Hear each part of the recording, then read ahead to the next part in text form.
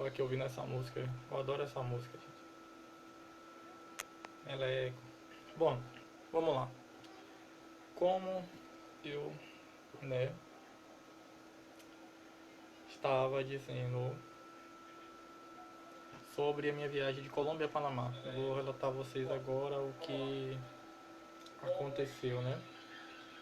Então, gente, eu cheguei em Capuganã e eu tinha. E Capuganã é o seguinte: é o lugar, Colômbia, onde que não só ponto turístico, aliás, um lugar, como eu falei, lugar bonito, muito lindo, ilha caribenha, mar caribenho, mas ali acontecem umas coisas, né, que muitos daqueles turistas não sabem e nem imaginam o que acontece.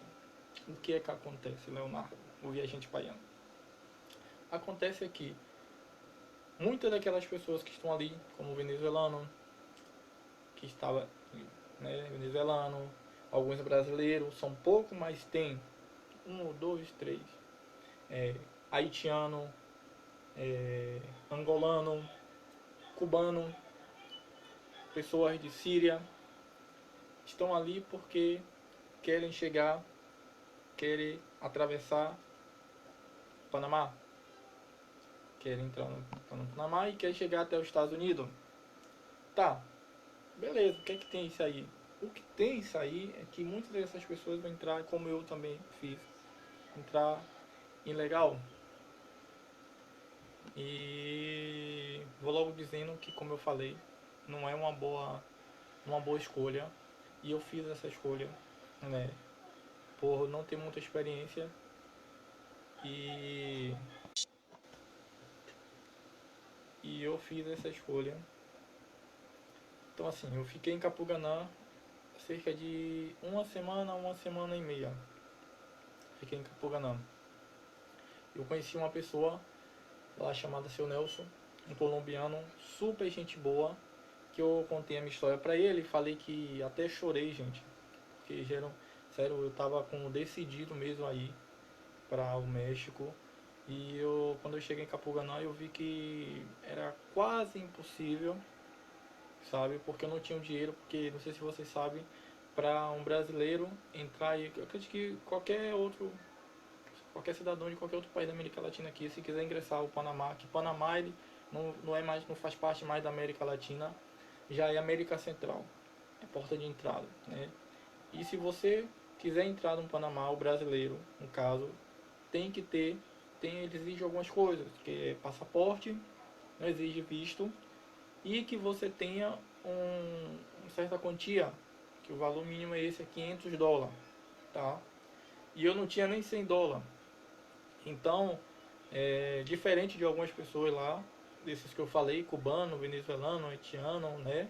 Que eles tinham muito dinheiro, muito dólar, só que não sei o porquê, sabe? Eles não entraram legalmente, ou para eles, Panamá é um pouco mais rígido, sabe? Então eles optaram, escolheram entrar dessa forma. Mas eu vou falar por mim. Então eu fiquei em Capoganã como uma semana na casa desse seu Nelson, que me abrigou lá muito bem. Ele com sua esposa, com os outros funcionários, eu ajudava ele. Só pra você dizer assim, lá é assim, ele tem uma trilhazinha, subindo um morro, que dá acesso a outra ilha. E ele comprou um pedaço desse terreno, e aí ele fez um mirador, que é como se fosse fez uma que na lá de cima você sobe e você consegue ver a vista das duas ilhas, sabe? Muito lindo, muito lindo, muito lindo mesmo. E aí, e a casa dele fica no caminho dessa trilha, que todo mundo que quer ir andando caminhando tem que passar por lá, inclusive os imigrantes quando vai entrar pela trouxa, eles falam. E aí eu conheci ele, eu fiquei lá tal.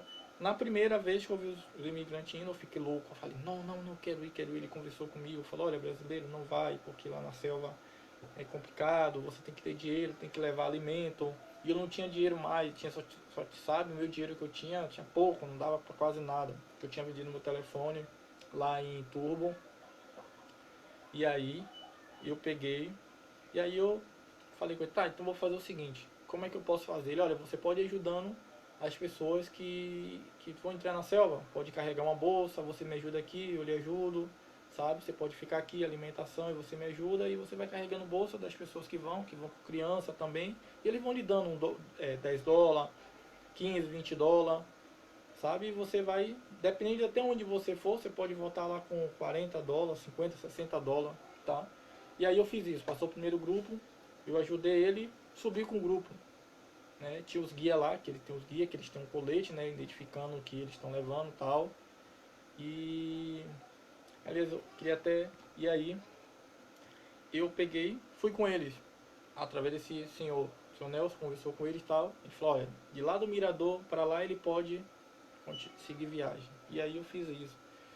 E aí eu entrei na selva, consegui um trabalho no haitiano para carregar a filha dele. A criança tinha, assim, eu acho que uns 3 anos de idade, 2 a 3 anos de idade, gente. E eu carregando essa criança pela selva, sabe? E aí, cada momento que a gente caminhava assim, aumentava a dificuldade. Tinha barranco que era muito assim, muito, sabe, empinado, muito assim. Tinha chovido, choveu, e o barro tava deslizando, sabe? Quando subiu, eu vi muita gente, tinha mulher grávida, com 8 meses de gravidez.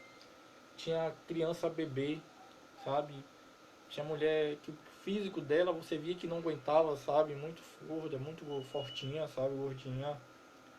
E E o guia, não, acompanhando aquela coisa ali, ou com aquela criança ali, ou com medo de cair, de escorregar, machucar aquela criança. Gente, tinha um bebê lá, chorava muito, as crianças chorando.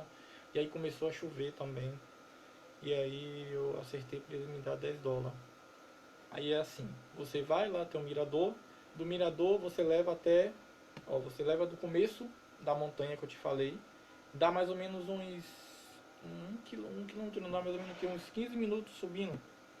Subida, 20 minutos subida, 15 minutos subida. E eles te deixam até o mirador. Até o mirador é um valor do mirador para lá de onde eu peguei, até o primeiro muro, que é onde está a fronteira Colômbia-Panamá, já é um outro valor. E aí eu levei essa criança até lá, aí ele pediu para me levar até o segundo muro. Eu falei, tá, é outro valor, acertei com ele. E eu fui. Gente, olha, é difícil, é muito complicado, gente. Eu não pude gravar, não tinha mais telefone, mas se eu pudesse eu gravava para mostrar a vocês. Mas eu acho que vocês pesquisarem aí no YouTube, imigrante que entra ilegal por Capuganã, Panamá, vocês vão ver como que é a selva. Vocês vão ver que não é brincadeira. Gente, é horrível, é muito, muito, muito, gente, é muito sério as coisas. E aí eu levei essa criança e de lá eu voltei. Voltei com 25 dólares. 25 dólares. Eu tinha acertado o outro, levei a mochila também. E aí voltei. Aí fiquei lá, né, com o seu Nelson e tal, e eu falei com ele, ó, próxima semana eu vou. Na verdade ele tinha falado comigo assim, ó, brasileiro, olha, você fica carregando o bolso aqui, junta dinheiro, os 500 dólares, até se você conseguir 200 dólares. Que aí, o que é que eu iria fazer? Eu iria ver um amigo dele, que é panamenho. Esse amigo eu iria passar um valor 50 dólares para ele iria me emprestar os 500 dólares, eu iria apresentar na imigração que quando você vai lá o passaporte ele quer ver o 500 dólares, mostrar para ele que eu tinha 500 dólares, o passaporte, quando eles carimbassem e eles querem que você tenha a passagem, e aí eu iria comprar a passagem com esse senhor mesmo, de lancha, até um outro povo, mais para frente, que de lá eu ia falar com a imigração, que de lá eu ia pegar um avião até Panama City, que é a capital. De Panama City eu iria seguir até a fronteira com Costa Rica, né? E aí, Costa Rica e Nicarágua, que faz fronteira com Panamá. Tá, só que aí, gente, sabe, eu sou um cara muito assim, sabe? Comecei a pensar na minha cabeça, bom, se essas pessoas vão, essa criança, com criança, sabe? Um monte de pessoas vão, eles conseguem chegar lá, não vejo dizendo que morre alguma coisa. Também se morre, eu pensava assim, ninguém vai dizer aqui, né? Porque lá, eu vou lhe falar, é um esquema muito bem montado. É um esquema muito bem montado meio de tráfico humano de pessoas que começa, sabe? Desde quando você entra na Colômbia, sabe? Você chega em Turbo, qualquer naquela região ali, você pega a lancha, o WhatsApp já chega lá já. As pessoas lá já estão sabendo quantos vão vir, quantos haitianos estão vindo, quantos venezuelanos estão vindo, quantos sírios estão vindo. Principalmente o sírio, né? Porque os sírios, eles pagam mais. Só para você ter ideia, o guia levar um sírio, o sírio paga 1.000 dólares. Que eles falam que já é junto com o guia, que é o kit, né? Que ele já inclui já o kit. Que é o que? A bota, o facão, lanterna, isqueiro, a capa, que é a barraca de acampar, né, de acampamento, você tem que levar. Esse é o kit básico que você tem que levar para mata, na floresta lá, para você atravessar. Eu levei quase isso, só não levei só a bota, mas outros todos eu tinha. E você tem que levar alimento. Alimento é o que? Alimento enlatado, que é que é que é pão, biscoito, salsicha enlatada, sabe? Essas coisas. Alguns haitianos levavam arroz, macarrão, uns levavam álcool, outro levava panela e faziam. Então, aí quando chegou outra semana, eu falei, bom, aí eu desci, eu vi um grupo e eu falei, olha, agora eu vou. Agora é a hora, eu não vou esperar mais, eu vou entrar na Panamá e vou tentar ir, seja o que Deus quiser.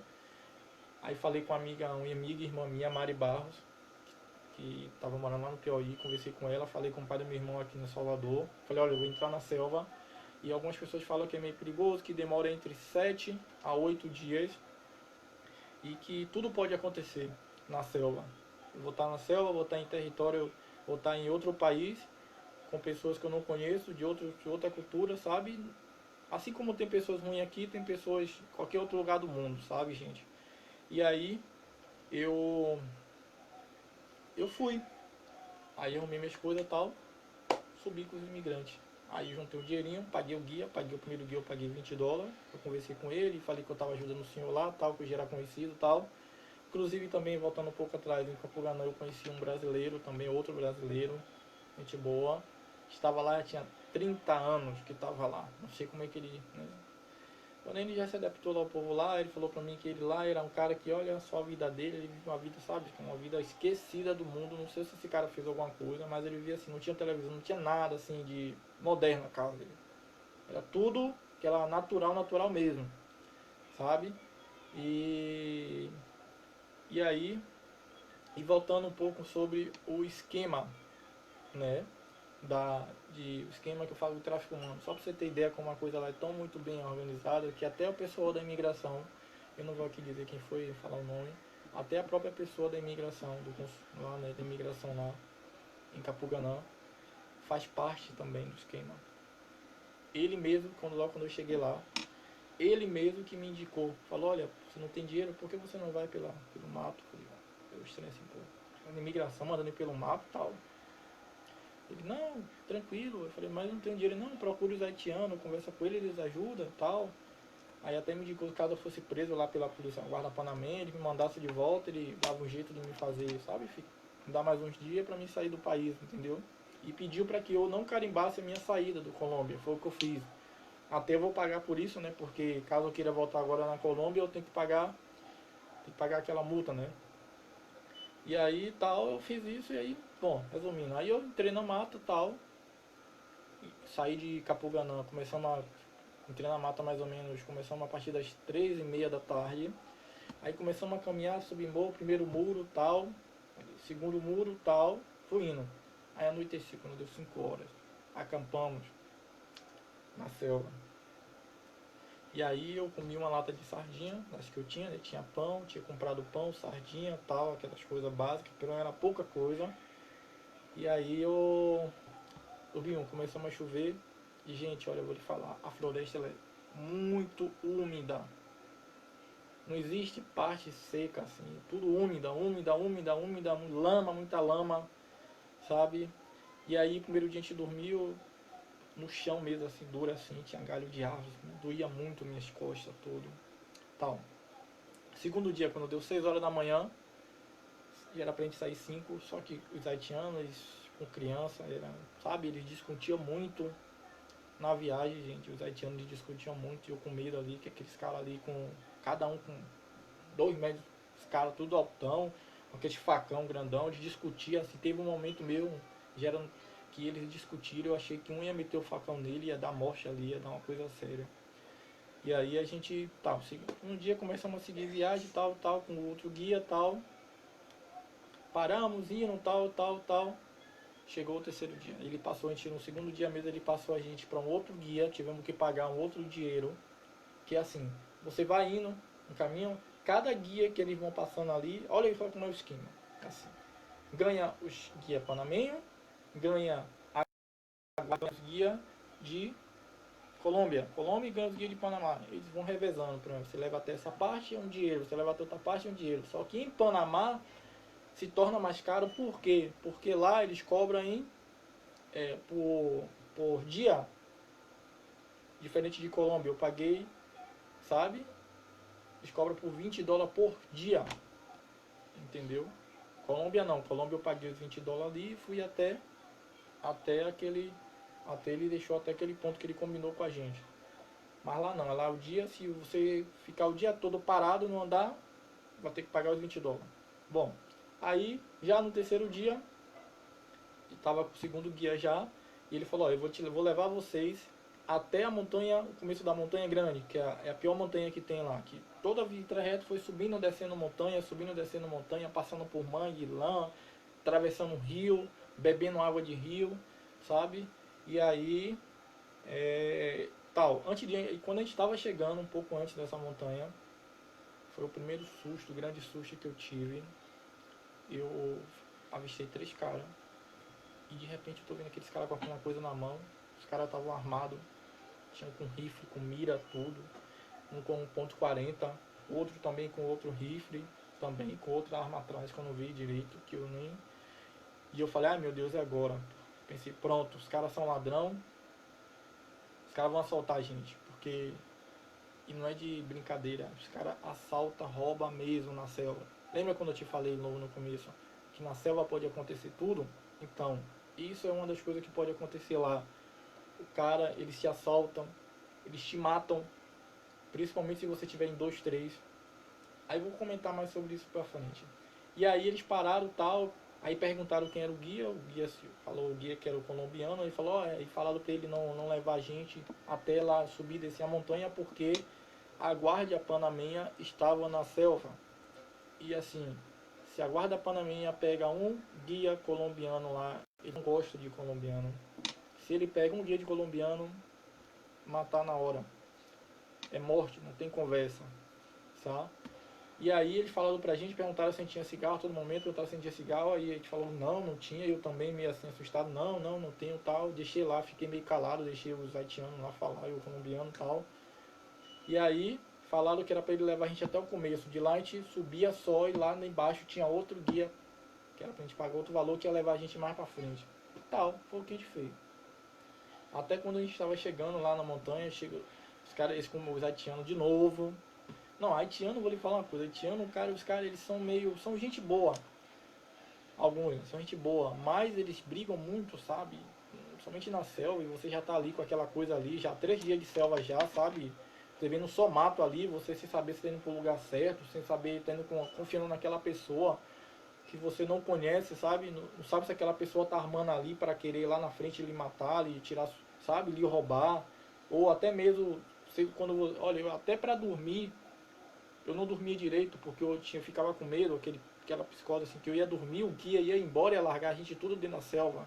E eu falei, como é que eu vou voltar? Eu não sei mais o caminho, porque os caminhos eles são estreitos assim, sabe? E eu não tinha percebido uma coisa que depois eu vim perceber, que o caminho estava marcado. Mesmo assim, se você vai só, é complicado porque tem lugar que é assim, uma entrada para a esquerda, uma para a direita, uma reta, e você não sabe para onde vai. E aquelas entradas ela pode te levar de volta para o mesmo lugar onde você saiu. Ou então pode fazer você ficar dando um círculo, sabe? E aí que é o ponto pior, que eu vou chegar mais lá na frente e vou dizer também. E aí, tal, chegamos até a montanha, aí eu percebi que tinha 3 pessoas no grupo que se destacava mais, que andava mais rápido, assim como eu, que eram 3 venezuelanos. E aí eu chamei essas pessoas, que era o Alves, que hoje é meu amigo, a esposa dele, a senhora, e a outra venezuelana, né? Que é a Fernanda, o nome dela. E aí eu perguntei para ele, olha, a gente pode fazer assim, podemos subir nós 4 essa montanha grande, para que a gente não fique parando toda hora e seja mais cansativo, e esperamos os outros grupos, eles descer lá embaixo. Aí decidimos tal e fomos. Aí ficamos em 4. Subimos a montanha. Só para você ter ideia, gente, a montanha são 4 horas só subindo, 3 horas e meia, 4 horas só subindo, e 1 hora e meia, quase 2 horas, dependendo do seu passo, descendo, sabe? E a gente fez até antes dessa hora, a gente subindo, a gente fez em 2 horas, que a gente tava muito rápido. E aí descemos lá embaixo e esperamos um grupo. Armamos a capa, falei, começou a escurecer, vamos armar a capa, tal, eles devem estar lá em cima dormindo, amanhã eles vão descer. Deu 10 horas da manhã, nada. Cadê o povo, minha gente? Nada do povo. Aí eu pensei, bom, o que, é que a gente vai fazer? Ou a gente tem duas opções. Ou a gente fica aqui, esperando ele todo o dia, ou a gente segue viagem. Vamos seguir descendo o rio. E aí, resolvemos seguir. Aí começamos a seguir, isso no terceiro dia, seguir, quarto dia. Aí, minha gente, quando chegou um pouco mais pra frente, primeiro a gente passou por uma montanha, que a gente só subindo, né, montanha, assim, pra gente não passar pelo rio e tal. Eu senti o cheiro, foi mais de 2 cheiros, odor assim, odor. E aí eu olhava assim e tal, a gente olhava, não via nada. Teve um que a gente sentiu bem perto mesmo. Só que eu pensei assim, olha, isso é cheiro de pessoa, de cadáver, que já está em decomposição. Só que a gente não viu o corpo da pessoa. E aí tá, eu comecei a seguir e tal, a gente andando e tal. E aí a gente comia, a gente tinha pouco alimento. Os outros dias eu comi, porque assim, quando a gente desceu a montanha, era para ter um guia lá embaixo. E lá embaixo eles vendem comida, vendia mais com alimento. E eu, todo o percurso, o primeiro, segundo, terceiro, até o terceiro dia, eu estava carregando mala das pessoas também. Para mim ganhar dinheiro, para mim pagando guia até chegar em Panamá. E aí, e aí a gente não sabia que tinha, e a gente ficou sabendo depois, quando a gente já estava na montanha, passou dois guias que estavam voltando para pegar um outro grupo. Ele falou que teve a operação da polícia, do exército panamenho, 2 helicópteros desceu, tal lá no rio, lá na parte grande, e os guias fugiram, sumiram, e não tinha guia. Então ficou nós 4 sozinhos na mata, isso no quarto dia. E aí a gente viu esse odor dessas pessoas, não tinha alimento, eu mesmo só tinha mais 4 latas de sardinha, o venezuelano não tinha mais umas 5 a 6. E aí, gente, a gente foi seguindo, quando chegou mais pra frente, aí ele falou pra mim, brasileiro, olha um corpo. Cara, eu não acreditei, velho. Fiquei assim, olha, eu fiquei em estado de choque mesmo. Eu olhei assim para aquele corpo. O corpo, eu só vi só a parte da cintura para baixo, dele, da parte do umbigo para baixo, né, das pernas. A parte de cima não deu para ver porque estava coberto com a capa, uma barraca de acampar enrolado, estava enrolada nele, né? E já tava já só o osso só, e aquele odor quando a gente passou, o cheiro muito forte, cara. E aí eu subi a montanha, que depois daquilo ali, depois daquele dia, aquela imagem ali, minha cabeça deu uma, sabe? E eu comecei a pensar, meu Deus, eu vou morrer. Começou a vir a sensação de que eu ia morrer ali. Que, sabe, quando você cai realmente na ficha, cai a ficha mesmo, que você está em uma situação bem complicada e que a coisa é séria mesmo. E aí foi o que aconteceu comigo e eu começava a sentir vontade de chorar assim, mas eu não me deixei abater porque eu falei, se eu fizer isso vai ser pior, porque olha, eu tô com 3 pessoas aqui que eu não conheço, estranha. Então se acontecer qualquer coisa comigo, essas pessoas vão me deixar aqui, entendeu? E vão seguir o caminho delas, porque elas não vão morrer aqui por causa de mim, sendo que elas não me conhecem. E aí eu continuei, a gente continuou e eu até olhei pra eles assim, eu senti que eles também ficaram muito abalados, principalmente as mulheres, né? Que tinha 2 mulheres, a gente. Então, aí a gente caminhou, e aí dormimos. Acampamos no lugar para dormir, né? Até a gente começou a discutir, eu também, né? Que eu queria adiantar logo, eu queria andar rápido, e as mulheres, elas estavam cansadas, gente. E a bolsa da gente, olha, eu vou lhe falar, no caminho a gente viu muita coisa. Documento, dinheiro, celular quebrado, principalmente molhado, sabe? Eu achei corrente de prata, relógio, pulseira, sabe? Tanta coisa a gente achou, roupas mesmo, de pessoas que largavam, porque quando você vai indo, você vai atravessando o rio de um lado ao outro. E aí, a bolsa, ela molha, e cara, assim, quando você molha a sua bolsa, minha mala, ela é 70 quilos, minha bolsa, 70 quilos. Quando você molha, Se você você sai com uma bolsa de 20 quilos, quando você molha ela, parece que você está com 50 quilos ou mais carregando nas costas. E ali você já não está se alimentando direito. Imagina, a gente comia uma lata de sardinha de manhã para ficar o dia todo e à noite a gente comia mais uma. Às vezes nem isso, a gente comia um pouquinho de biscoito pra gente enrolar a barriga ali para que a gente não ficasse sem comida, sabe? Porque não tava, o alimento tava já no vermelho, já tava já acabando já mesmo. E aí, isso no quarto dia. Aí no quinto dia a gente levantou cedo. Não, no quarto dia foi, a gente dormiu, a mão dormir. E aí eu queria até seguir, já estava anoitecendo, o venezuelano, não, brasileiro, vamos ficar aqui vamos ficar porque a hora está de noite, é perigoso. E aí armou uma capa e tal, a gente nem comeu, gente, sabe, eu tava tão... Aí de repente ele tá deitado assim e tal, tô vendo umas lanternas, assim, umas luzes, eu levantei assustado, eu levantei com o facão na mão, porque assim, eu pensei assim, olha, eu não quero fazer mal a ninguém, mas é a minha vida e a de quem tá lá, sabe? Se for um ladrão, que eu vi aquela pessoa morta, eu pensei, alguém matou essa pessoa. A gente, sabe? E eu pensei, olha, se for minha vida entra dele, é minha vida, sabe? Eu levantei com o facão, o Alves também levantou, o venezuelano, a gente levantou assim, e a gente quando viu, tinha um grupo de 8 jamaicanos. Cara, quando eu vi esses caras, velho, puta merda, eu fiquei tão feliz, cara, porque eu falei, não, agora eu não vou morrer, Deus está comigo, cara, não vou morrer aqui não, não vou não. E aí, e aí eu vi esses caras e eu não sabia falar a língua deles, o venezuelano também sabia falar um pouco inglês, assim, pouco mesmo, eu não sabia falar nada. Eu, calma, calma, calma, calma. Aí eu falava assim, a hora não mais, a hora não mais, a hora muito perigoso, está na noite, muito perigoso, a hora não mais. Eu falava com ele, não, não, não. E eu, graças a Deus, agradecia muito a Deus, falava, Deus, obrigado, porque... E aí, resumindo, a gente resolveu ali acampar ali pra gente sair de manhã. E aí, acampamos ali, né?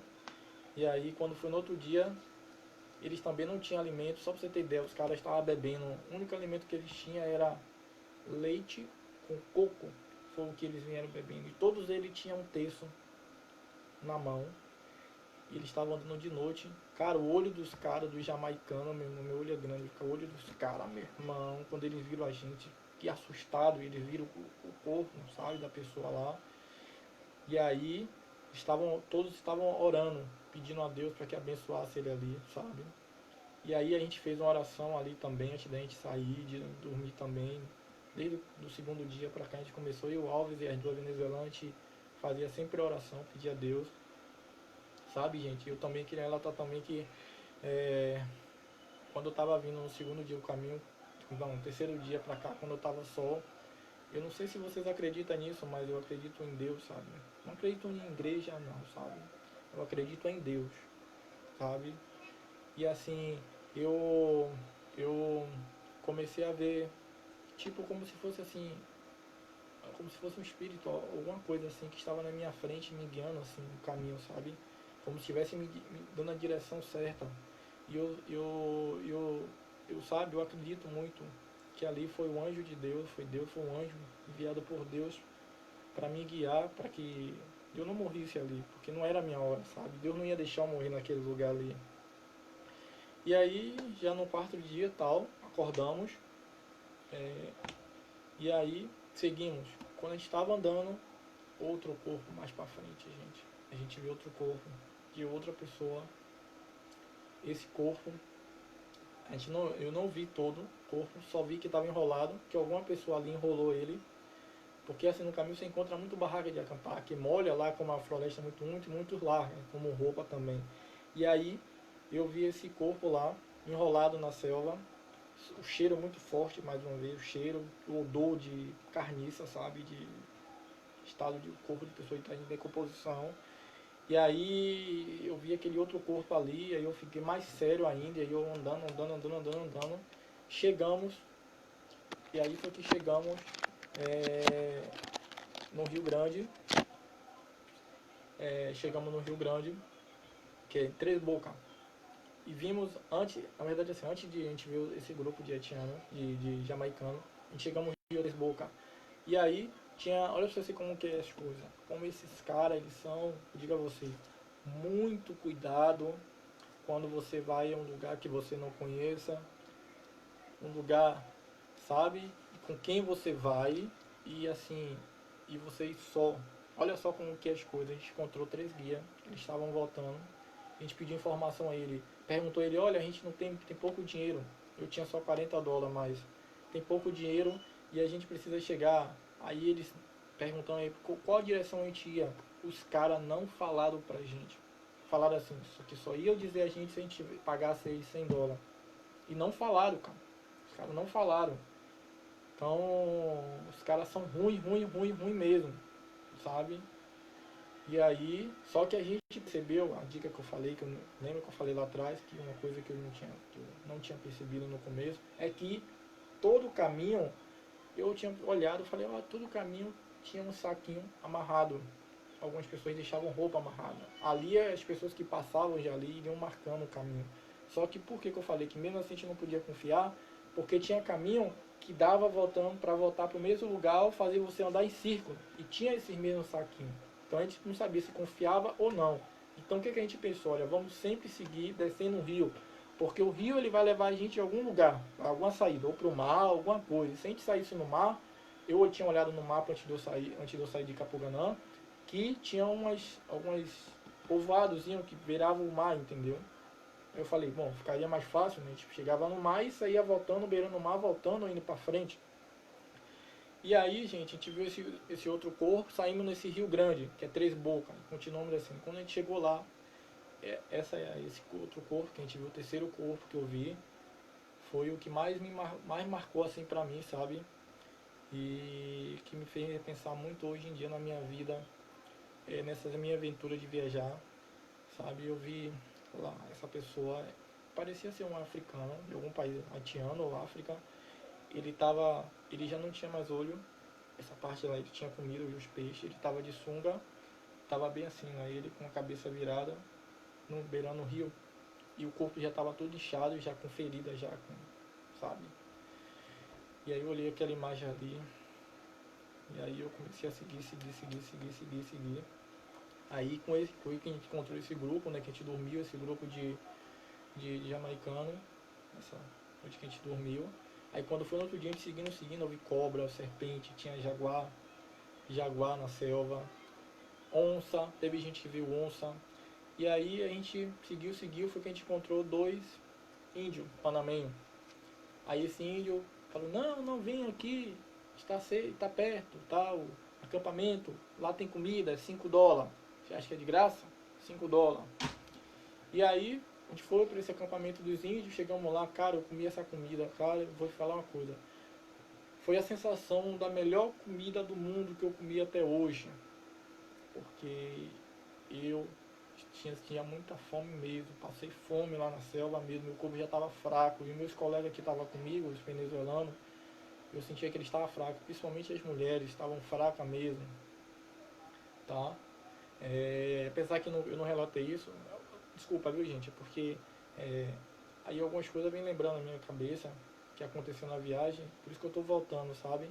A gente também teve uma parte que a gente achou um pouco de arroz de alguma pessoa que tinha deixado na selva, e esse arroz, a parte de cima estava podre, estava meio preto já, e a parte de baixo estava seca, estava bom. E aí na parte de cima, na verdade, já tava boa, e a de baixo estava meio podre. A gente teve que tirar ali, separar ali, e a gente lavou esse arroz e cozinhou esse arroz pra gente comer. Porque só uma lata de sardinha pro dia todo e um pedaço de pão à noite, um pouquinho de biscoito, não estava dando sustento. A gente teve que estando subindo e descendo montanha, sabe? Que exigia muito e caminhando, gente. E a gente comeu esse arroz, o gosto não estava muito, sabe? Achamos sal, colocamos sal, não estava muito bom, mas era sobrevivência mesmo. Ou comia, ou dava alguma coisa, morria ali, sabe? E o que eu tinha mais medo ali, não era só a parte dos bandidos ali, mas a parte de que alguma serpente, sabe, me picasse ali, somente uma verde que eu vi lá, e que me picasse ali, sabe, já era ali. Ou eu qualquer pessoa, porque ela tem veneno, sabe? Quem ia resgatar a gente ali? Ninguém, entendeu? E aí quando a gente encontrou esse, já indo mais pra frente, quando a gente encontrou esses índios, chegamos lá, comemos essa comida, paguei eles de cara, olha, você vai andar essa trilha, lá na frente vai ter um povoado e vai ter a guarda panamenha. Aí a gente andou como se fosse mais 1 hora e meia, né? Aí atravessamos o rio, quando chegou lá, tava lá, bendita guarda panamenha. Eu falei, ufa, graças a Deus, agora meu Deus fui salvo. E a gente começou a comemorar, tava aquela coisa toda. Aí chegou na guarda, perguntou de onde você é. Eu falei, sou brasileiro, e falou com os outros colegas venezuelanos e os jamaicanos. Aí os jamaicanos fizeram o cadastro lá, a fichinha, deram o passaporte e seguiu. Foram para o acampamento. Você, o brasileiro, o venezuelano, não fica aqui. Aí botaram a gente no canto, tiraram a foto de frente, de lado, pegaram o passaporte, seguraram. Aí mandou a gente para o acampamento. O acampamento, você acha que é de graça? Qual?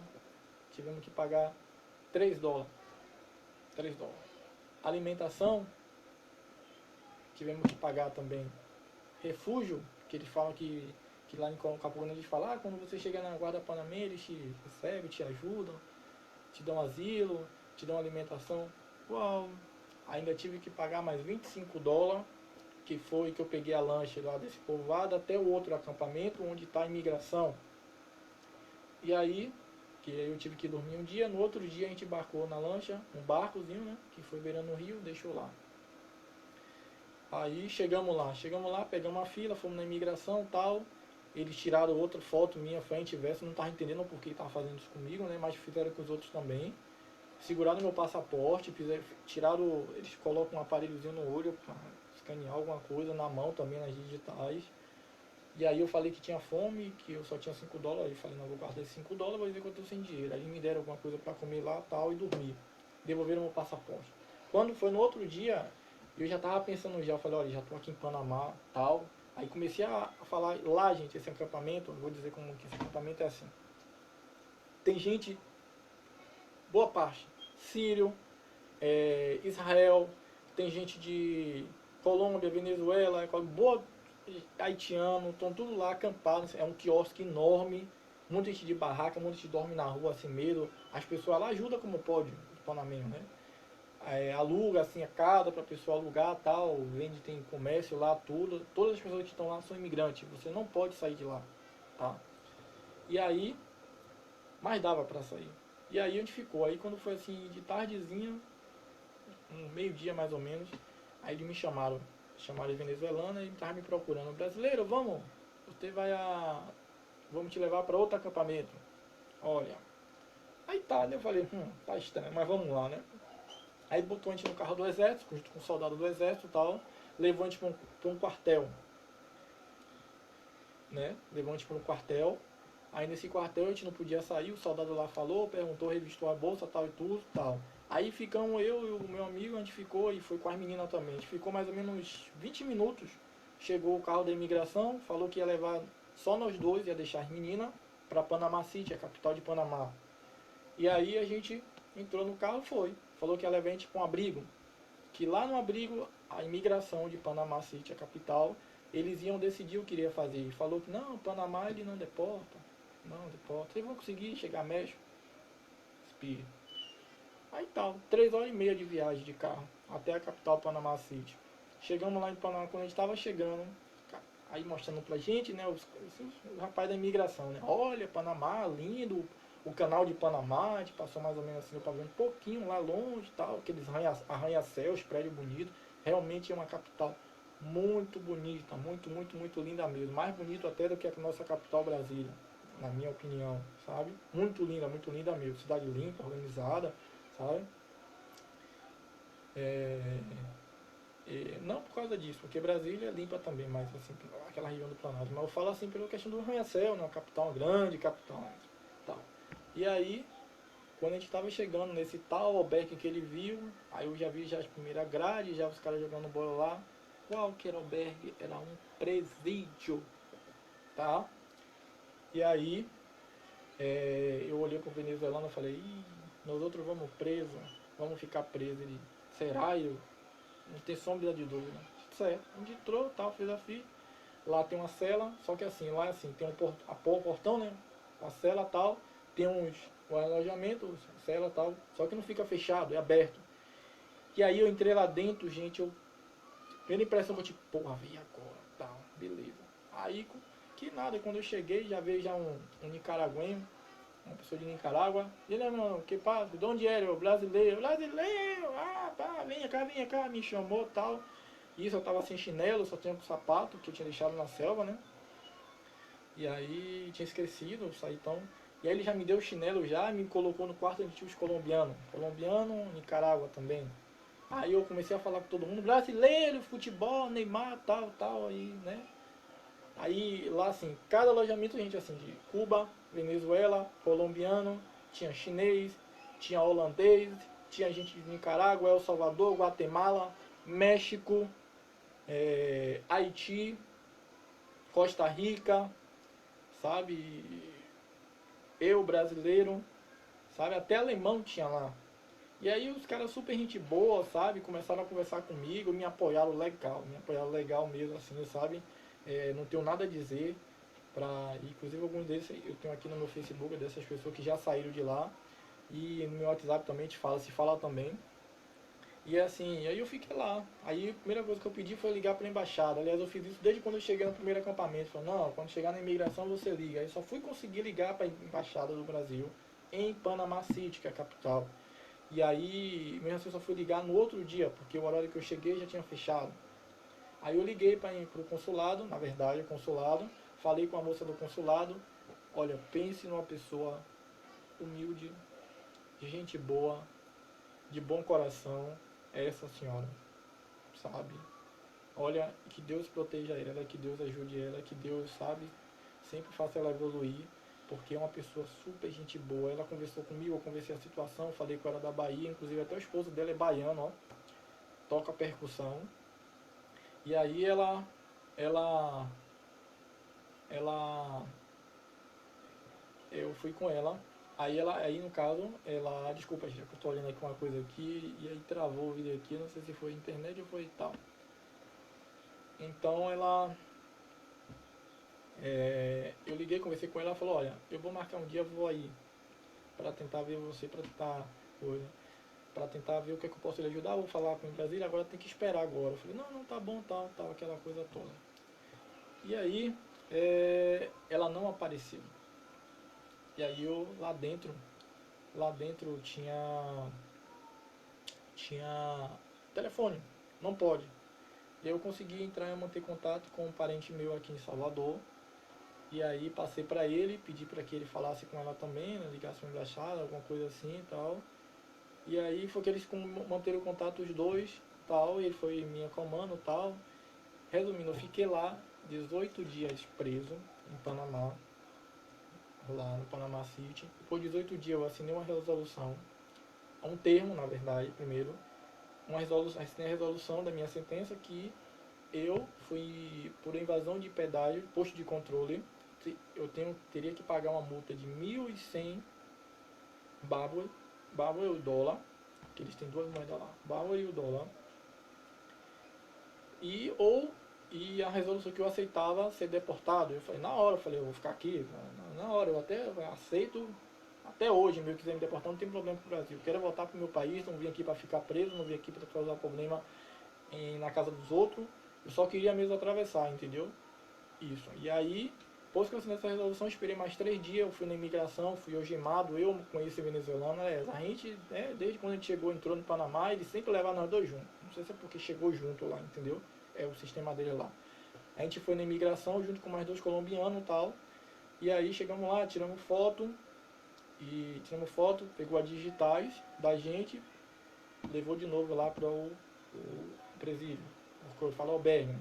Fala. Aí depois de mais. Quando foi assim, foi levante numa segunda-feira. Quando foi na sexta-feira.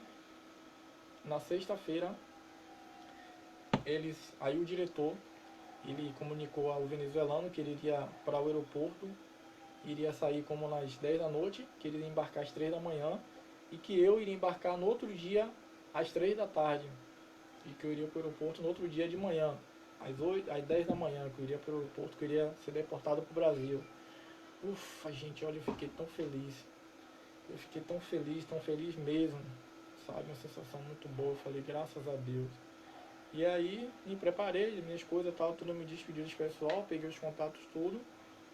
E aí chegou a hora, me chamaram, já estava arrumado já, fui algemado dentro do carro até o aeroporto, Panama City.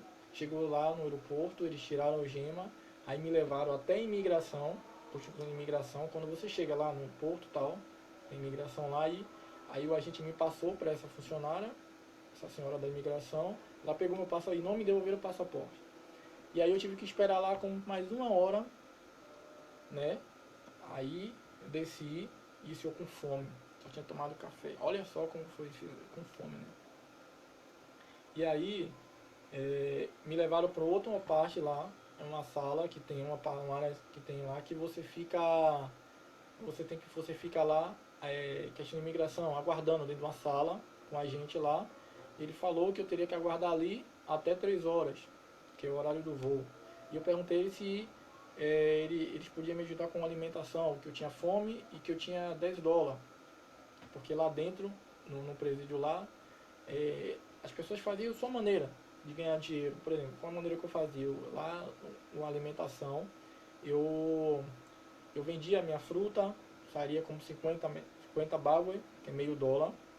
Às vezes eu vendia a minha janta, sabe? E essa senhora até da imigração, até, ela me ajudou, assim, ela foi lá também, voltando, ela foi lá no presídio e ela levou alimento pra mim. Olha o que ela fez, gente. Ela levou alimento pra mim, tirou do dinheiro dela. Ela explicou pra mim, olha, eu tô fazendo com o meu dinheiro, porque o governo brasileiro não tá mandando mais verba aqui para consulado no Panamá, embaixada. Então, esse dinheiro eu tô fazendo o meu dinheiro. Você já é a quarta pessoa que eu faço isso e eu nem vou poder fazer mais. Inclusive chegou um brasileiro lá, um outro brasileiro, antes de eu sair também, tá?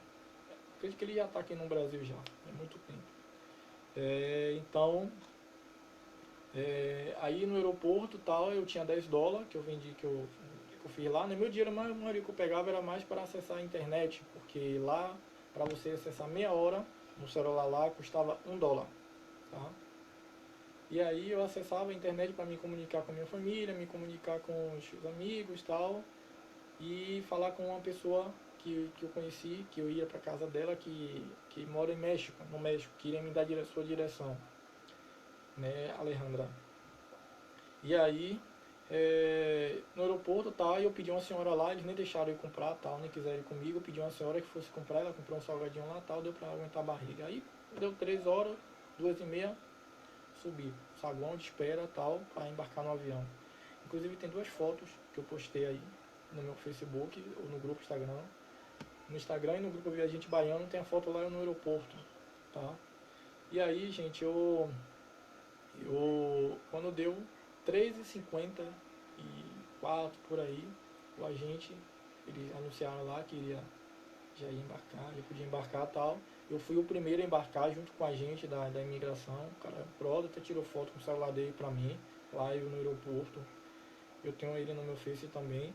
Aí ele me levou dentro do avião, passou o meu passaporte para a tripulação, né, os tripulantes, da funcionário lá, e falou alguma coisa lá tal, e mandou que fosse sentar. E eu sentei lá na minha poltrona, o avião tal, as pessoas entraram, tal, fez tudo aquele trâmite que tava para embarcar, tal, levantou o voo.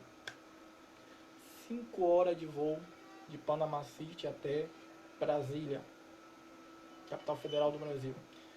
E aí, olha, eu vim pela empresa Copaline, uma empresa muito boa, quem já viajou conhece, que eu só fiquei meio constrangido, meio frustrado, porque eu não queria estar viajando naquela situação, eu queria estar viajando ali como turista, né? O normal, né? Pagar minha passagem, viajar como turista, e assim, eu fiquei até meio com vergonha, porque quando o cara da imigração ele foi e me deixou no avião, todas aquelas pessoas ali, os funcionários lá do avião, eles já ficaram sabendo que eu estava sendo deportado, entendeu? E aí eu fiquei meio assim frustrado, meio com vergonha, mas depois tal. E aí, a alimentação do avião ótima, primeiro eles serviram um pãozinho, foi com um pãozinho tal, com um pão com biscoito lá, um suco, quando eu criava e tal, e depois eles serviram de novo, foi uma refeição mesmo, uma janta mesmo. Muito bom, muito bom, muito bom mesmo. Serviço a bordo, ótimo. Copaline, recomendo aí, tá? Empresa muito top mesmo, top, top, top mesmo. E aí, minha gente, depois de 5 horas eu cheguei em Brasília, por volta de 11 e pouca, quase meia-noite.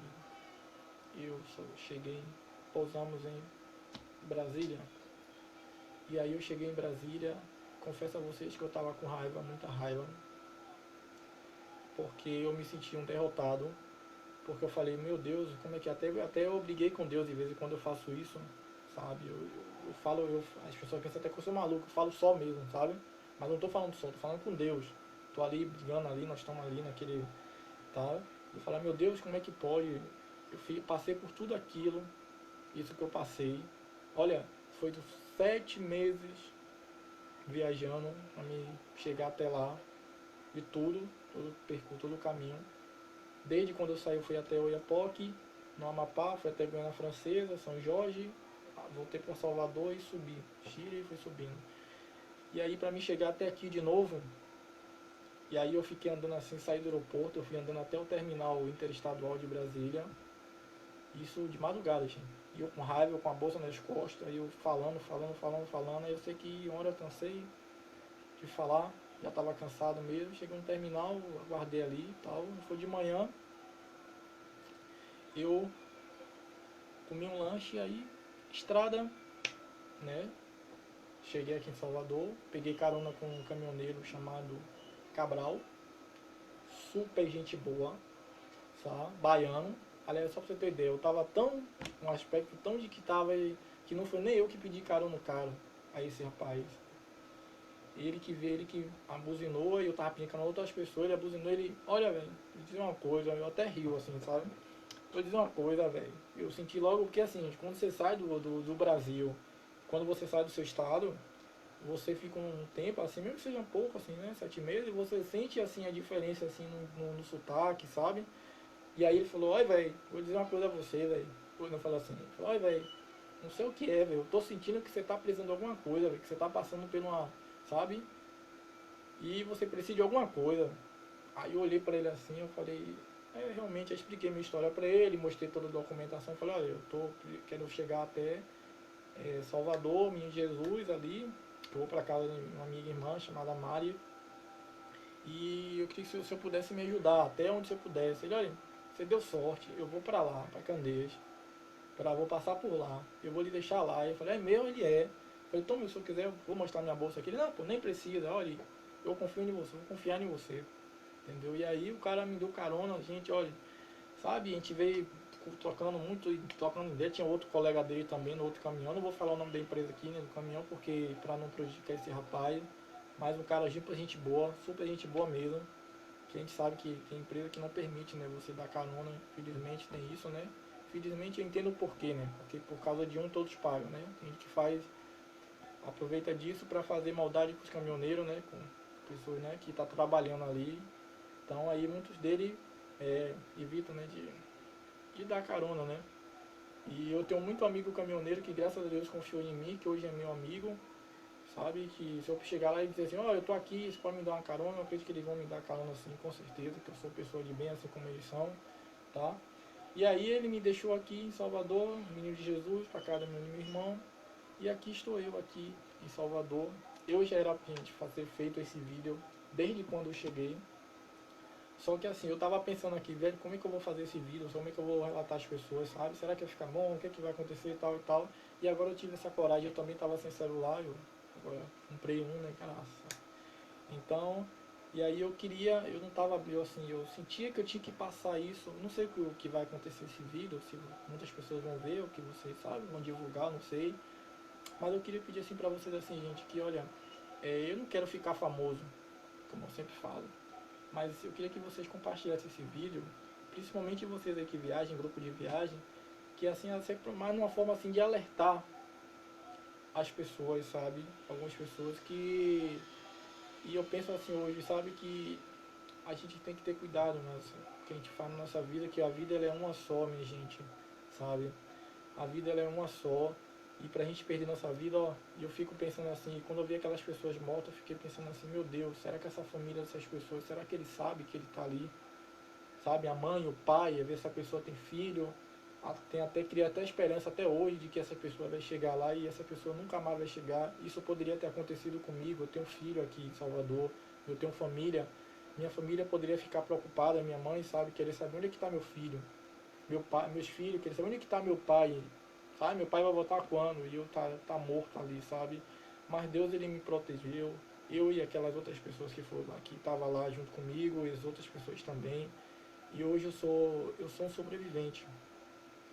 E eu acho que acredito que o meu objetivo lá, minha missão lá, maior foi isso. Eu poder estar mostrando, relatando com vocês, passando o que aconteceu comigo a vocês e estar alertando muitas pessoas que vão ver esse vídeo agora que, gente, não vale a pena. Não vale a pena, gente. Não caia nessa ilusão, sabe? De querer entrar em um país ilegalmente, de querer entrar pela selva, sabe? Porque, gente, olha, é muito ruim, sabe? Principalmente mulher mesmo, você pode ser estuprada, sabe? Pode ser violentada por cara lá, sabe? Então, não faça isso. Trabalhe, sabe? Se você quer fazer, faça por aqui no seu país mesmo, sabe? Trabalhe, junte um dinheirinho, tal, junte aqui, tal, vá mochilando, tal, até pegue um avião e entre. Tá? Até se você chegar num país, faça um mochilão, mas, gente, olha, entrar ilegal em um país, principalmente pela selva, não vale a pena, tá? Então, esse aqui é meu irmão Lucas, vem cá, Lucas. Manda um oi pra todo mundo. E aí? Ele tá aqui coreano, tá? E aí, é isso, gente. Então, minha missão maior foi essa. E hoje eu não brigo mais com Deus, eu agradeço a Deus por tudo que aconteceu, por ele ter me feito voltar. Talvez assim, eu penso assim, sabe, às vezes não era vontade de Deus eu ir para lá, só era só estar até ali para mim aprender, para mim abrir meu olho, sabe, perceber algumas coisas. E sabe, então é isso. Agora para mim sair aqui, eu nunca mais faço isso na minha vida, entrar em nenhum país ilegal, principalmente pela selva, por que seja, sabe? Foi a primeira vez que eu fiz, eu volto a dizer isso. E é isso, gente. Fica aí a minha dica a você. Esse é o meu um relato de como foi a minha viagem de Colômbia, entrando de Colômbia, Panamá ilegalmente pela selva. Espero que eu tenha ajudado vocês alguma coisa. Um beijo. Se puderem me seguir aí no canal Viajante Baiano, tá? Eu agradeço também. Se quiserem mandar mensagem pro meu WhatsApp, quiserem tirar mais dúvida, meu DDD é 71, meu número... Não vou passar meu número, melhor não. Não tenho ele de cor agora, tá, minha gente? Mas depois eu vou colocar aí. Se quiserem, me manda mensagem no Message e é isso aí. Agradeço a vocês por terem visto meu vídeo até agora, que está muito longo, mas vocês vão ver, vale a pena, valeu a pena, tá? É uma boa história e é isso. Grande abraço a todos, fica com Deus e em breve teremos novas novidades, novas aventuras, tá? Abraço.